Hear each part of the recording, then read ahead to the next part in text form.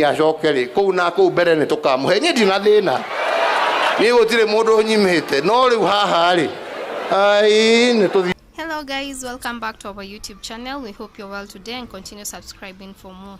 President Uhuru Kenyata met thousands of delegates at the Sagana state launch earlier today, where he failed to mince his words in defending the handshake, endorsing Raila Odinga for the presidency and defending Jubilee's scorecard.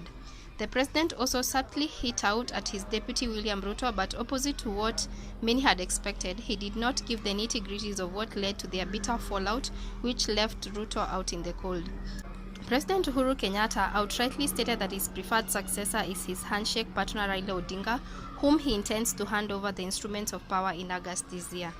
The head of state said this at a time when he was expected to give the vote-rich Mount Kenya region political direction ahead of the presidential election. And I quote, "Please let us support the old man until he wins, and if the other comes back, I will support him. I do not have a problem with anyone," Uhuru said. Yacokeri kou na kou mbere ni tukamuhe ni ndina thina ni gutire mundu nyimite no riu haha ri ai ni tuthi. The head of state took time to explain why he decided to reach out to ODM leader Raila Odinga so that they could come to a truce after the heated 2017 electioneering period. The president noted while many leaders advised him against joining forces with the former prime minister, he was worried about the security of Kenyans, which has always been his priority. Todo gutire kindu nie ndirenda ta uikari wa andu aitu miaka ya guthie na mbere na kuga kuria twoimire tutigacoka. And I quote, "They told me kangumu kangumu, but they were not there when hell broke loose in Kawangware," he said.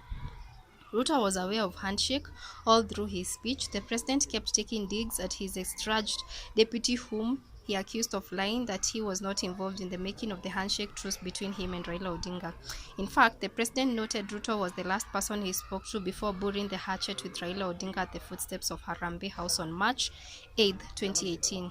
"It was done in transparency. I told him I would shake hands with Raila. In fact, when I was going to Harambee House, the last person I talked to was him, Ruto," he said. The president went on to declare that he has been silently following what has been said about his administration, including talk that the Jubilee Party was on its deathbed.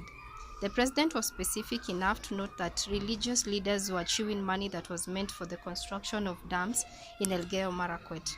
And I quote, "You come here to lie to us, yet the money you are taking was supposed to be taken to Elgeyo Marakwet to construct a dam. 3 billion shillings so that the children of God could have access to water and also do farming," he said.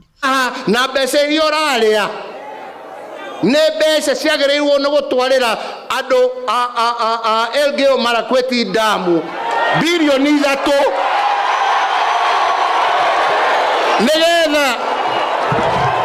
nĩgetha ciana cia Ngai inyue maĩ, nĩgetha ciana cia Ngai ihote kũrĩma, nĩguo ciekĩrwo mũhuko wa mũndũ woka koroga makanitha atĩ nĩndakũnengera milioni 2 ũke haha tũinagĩre haleluya.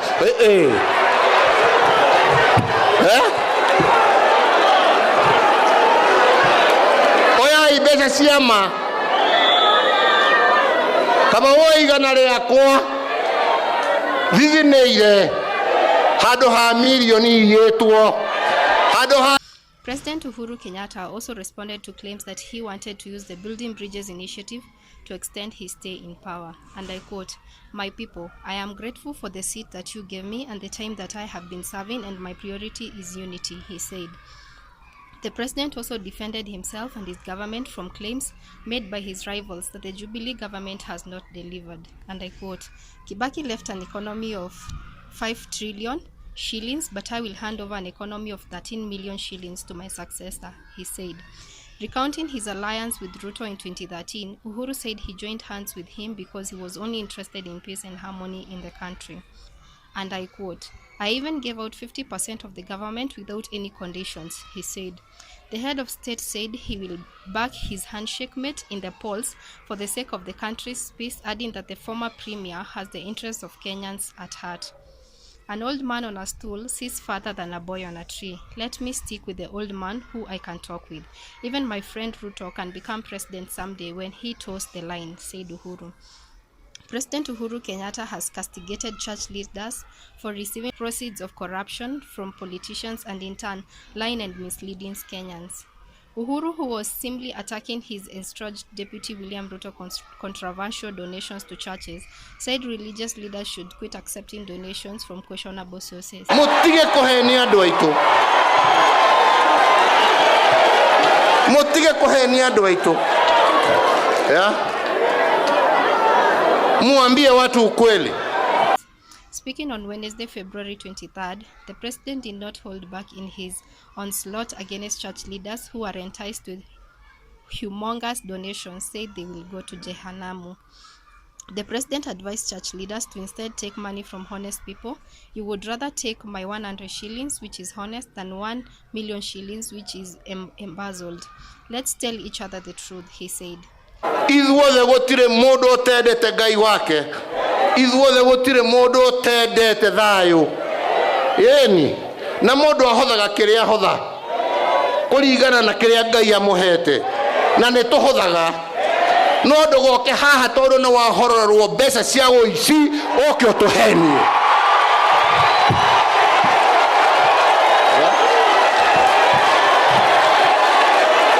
As was earlier reported, hundreds of Mount Kenya Region Jubilee supporters in the early morning of Wednesday, February 23rd, trooped to the venue to hear from the president, who is expected to give the mountain political direction before the end of the meeting.